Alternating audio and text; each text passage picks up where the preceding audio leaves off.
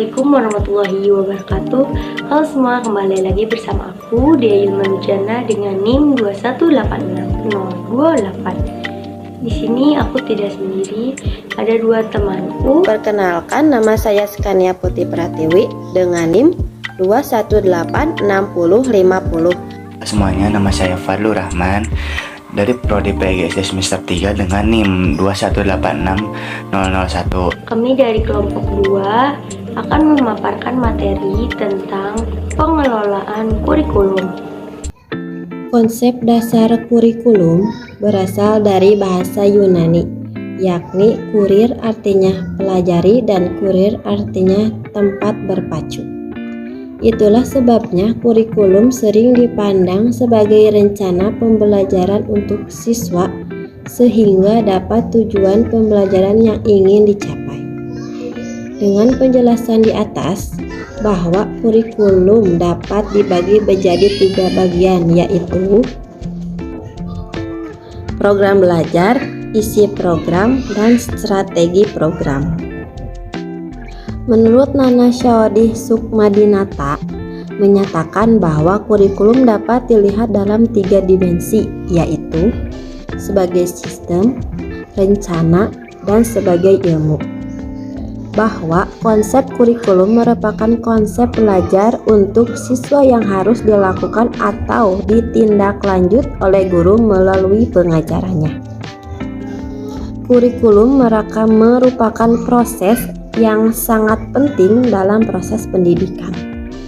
Karena kurikulum merupakan substansi utama dalam materi pendidikan yang diajarkan, di mana dalam kurikulum diajarkan secara jelas dan terencana apa saja yang harus dilakukan dalam proses pembelajaran yang dilakukan oleh guru untuk mencapai tujuan pembelajaran atau pendidikan.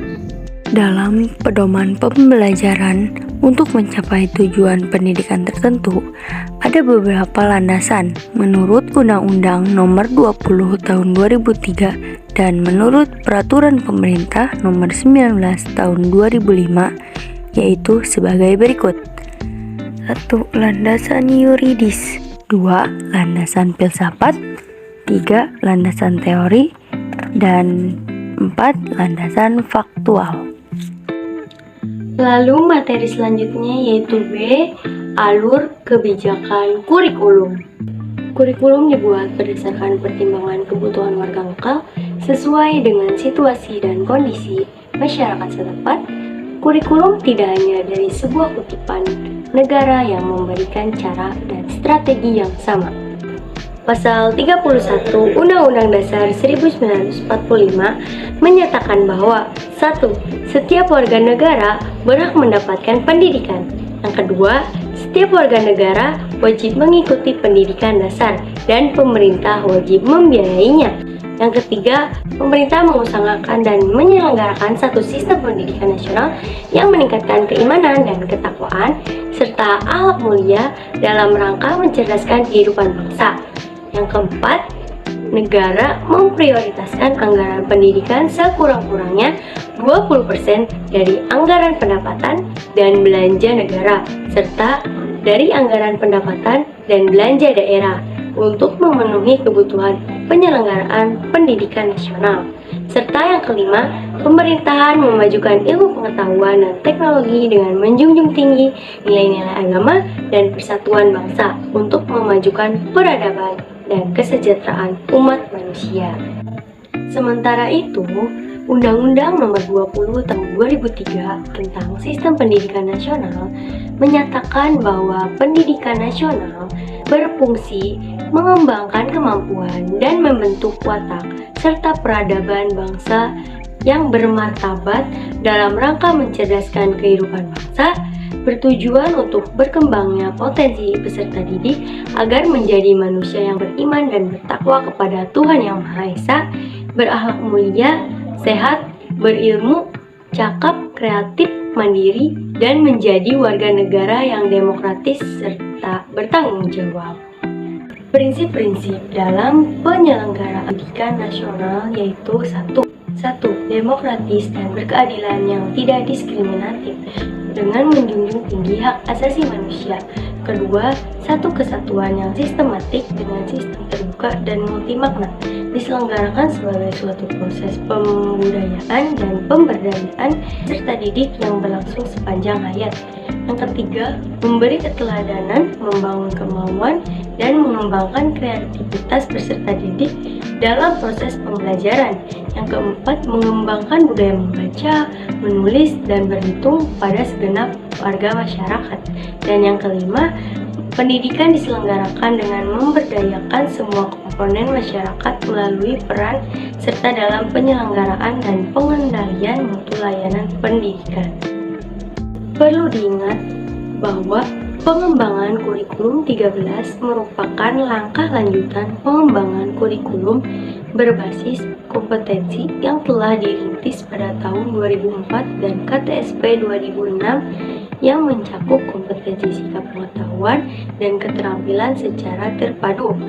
Dengan keterpaduan ini memberikan bukti bahwa kurikulum merupakan tindakan nyata dalam pengajaran yang memerlukan kekuatan dan kerja keras dari semua pihak agar apa yang menjadi kegundahan seluruh warga masyarakat dapat diminimalisir.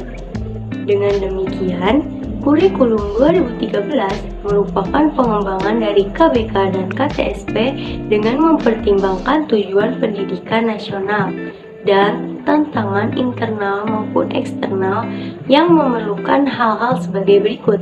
Yang pertama yaitu penataan pola pikir dan tata kelola. Yang kedua, pendalaman dan perluasan materi. Yang ketiga, penguatan proses. Dan yang keempat, penyesuaian beban. Hal ini dapat diilustrasikan dalam gambar berikut. Nah, kali ini saya akan mempresentasikan tentang struktur kurikulum. Nah, apa itu struktur kurikulum? Nah, struktur kurikulum adalah juga gambaran mengenai penerapan prinsip kurikulum mengenai posisi seorang siswa dalam menyelesaikan pembelajaran di suatu satuan atau jenjang pendidikan.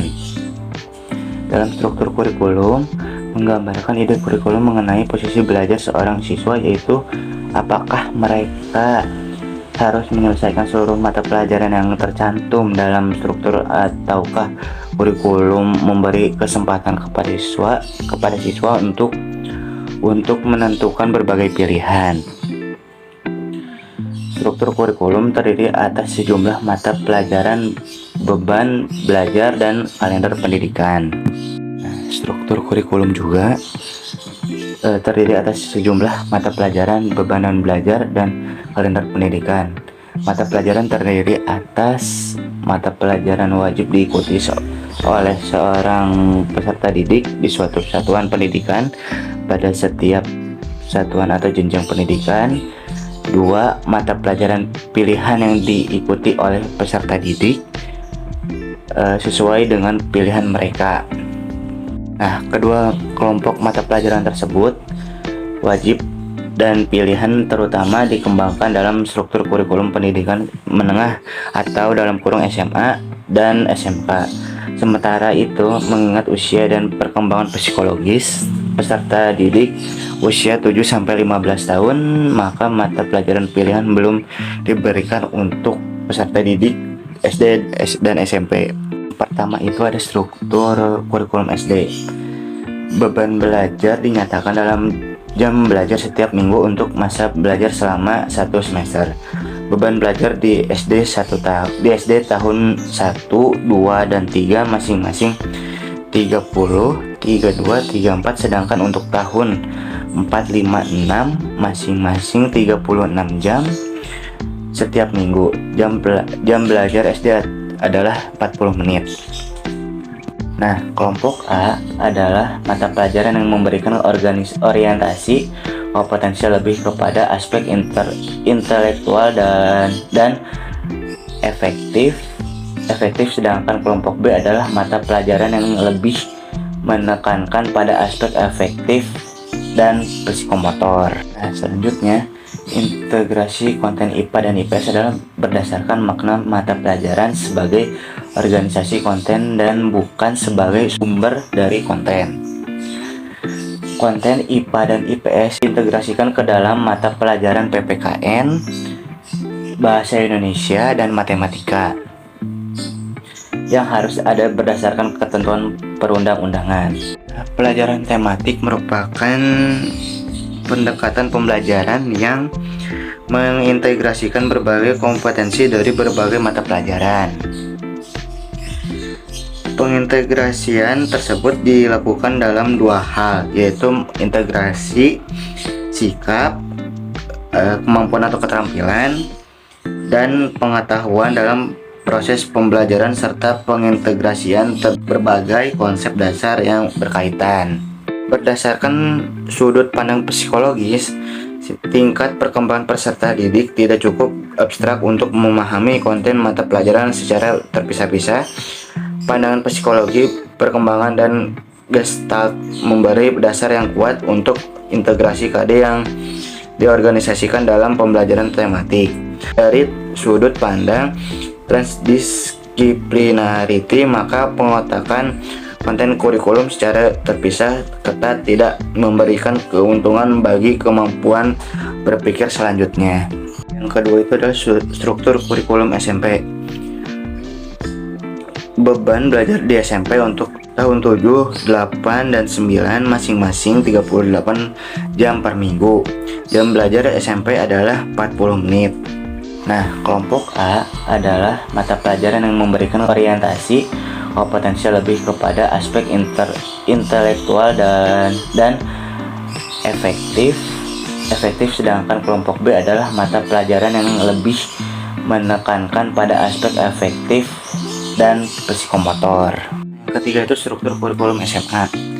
Untuk menerapkan konsep kesamaan antara SMA dan SMK, maka dikembangkan kurikulum pendidikan menengah yang terdiri atas kelompok mata pelajaran wajib dan mata pelajaran pilihan. Mata pelajaran wajib sebanyak 9 mata pelajaran dengan beban belajar 18 jam per minggu. Konten kurikulum, kompetensi inti atau KI dan KD, dan kemasan konten serta label konten. Mata pelajaran untuk mata pelajaran wajib bagi SMA dan SMK adalah sama. Struktur ini menempatkan prinsip bahwa peserta didik adalah subjek dalam belajar dan mereka memiliki hak untuk memilih sesuai dengan minatnya. Mata pelajaran pilihan terdiri atas pilihan akademik dalam kurung SMA serta pilihan akademik dan vokasional SMK. Mata pelajaran pilihan ini memberikan corak kepada fungsi satuan pendidikan dan di dalamnya terdapat pilihan sesuai dengan minat peserta didik. Beban belajar di SMA untuk tahun 10, 11, dan 12 masing-masing 43 jam belajar per minggu. 1 jam belajarnya itu adalah 45 menit. Nah, selanjutnya satuan pendidikan dan komite sekolah diberikan kewenangan untuk menyusun sendiri kurikulumnya, merupakan perwujudan dari kebijakan otonomi manajemen pendidikan dalam rangka school based management. Dari selanjutnya yaitu implementasi pengelolaan kurikulum. Nah, masalah-masalah kurikulum di Indonesia. Begitu banyak masalah-masalah kurikulum dan pembelajaran yang dialami di Indonesia. Masalah-masalah ini turut andil dalam dampak terhadap pembelajaran dan pendidikan Indonesia. Berikut ini adalah beberapa masalah kurikulum. Pertama itu kurikulum Indonesia terlalu kompleks. Siswa akan terbebani dengan segudang materi yang harus dikuasainya. Siswa harus berusaha keras untuk memahami dan mengejar materi yang sudah ditargetkan. Hal ini akan mengakibatkan siswa tidak akan memahami seluruh materi yang diajarkan. Siswa akan lebih memilih untuk mempelajari materi dan hanya memahami sepintas tentang materi tersebut. Dampaknya, pengetahuan siswa akan sangat terbatas dan siswa kurang mengeluarkan potensinya. Daya saing siswa akan berkurang. Selain berdampak pada siswa, guru juga akan mendapatkan dampaknya. Juga tugas guru akan semakin menumpuk dan kurang maksimal dalam memberikan pengajaran. Guru akan terbebani dengan pencapaian target materi yang terlalu banyak, sekalipun masih banyak siswa yang mengalami kesulitan. Guru harus tetap melanjutkan materi. Hal ini tidak sesuai dengan peran guru. Kedua, sering berganti nama. Kurikulum di Indonesia sering sekali mengalami perubahan. Namun, perubahan tersebut hanyalah sebatas perubahan nama semata. Tanpa mengubah konsep kurikulum, tentulah tidak akan ada dampak positif dari perubahan kurikulum Indonesia. Yang ketiga, kesulitan guru dalam memahami kompetensi inti dalam kurung KI dan kompetensi dasar dalam kurung KD. Kesulitan yang paling banyak dikeluhkan oleh para guru adalah mengenai pemahaman tentang kompetensi inti dalam kurung KI dan kompetensi dasar dalam kurung KD. Yang keempat, guru merasa kurang dilatih untuk melaksanakan kurikulum 2013 dalam kegiatan pembelajarannya. Para guru sekolah menengah atas dalam kurung SMA merasa kebingungan karena semula hanya 3 mata pelajaran saja yang menggunakan kurikulum 2013, yaitu matematika, bahasa Indonesia, dan sejarah. Namun tiba-tiba kurikulum 2013 diterapkan untuk semua mata pelajaran, padahal guru-guru lain selain matematika, bahasa Indonesia, dan sejarah belum dilatih bagaimana menerapkan kurikulum 2013 pada mata pelajaran yang diampunya. Yang kelima, belum adanya silabus final mengakibatkan kesulitan dalam pembuatan RPP. Selain itu, dokumen silabus final sebelum diterima oleh para guru, padahal dalam pembuatan RPP dalam kurung rencana pelaksanaan pembelajaran dasarnya adalah silabus. Yang keenam, keluhan tentang keterurutan materi pembelajaran. Keluhan umum para guru di Indonesia ialah mengharapkan ada perbaikan dalam susunan urutan pengajaran materi yang ada di buku ajar. Banyak yang menilai susunan urutan pengajaran materi setiap minggunya yang tercantum di buku aja perlu diperbaiki. Keluhan ini paling banyak muncul dari para guru SMA dan SMK.